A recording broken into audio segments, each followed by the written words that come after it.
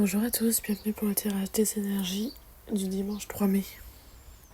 Du coup, la première carte tirée, la carte du diable. Du coup, en fait, avec cette carte, on va venir ici parler de tout ce qui parle en fait d'attachement, soit de schémas répétitifs, également de tentation ou des dépendances.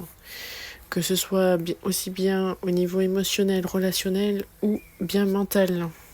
Du coup, en fait, avec l'énergie de cette journée, en fait, ça va mettre ici en lumière ce qui te renferme, en fait.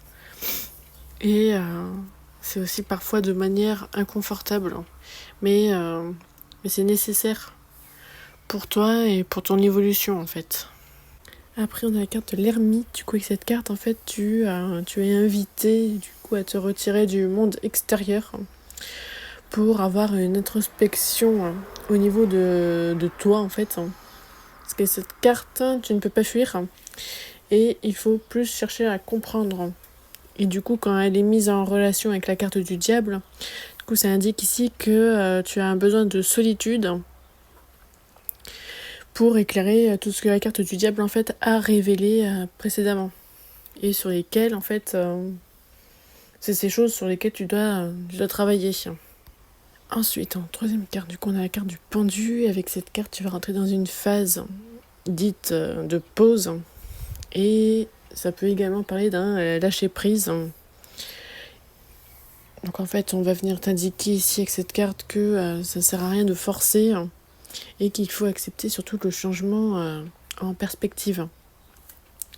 Et du coup, tout ce que tu croyais bloqué est peut-être simplement en train de se transformer. Après, en quatrième carte, du coup, on vient sur la carte de la lune.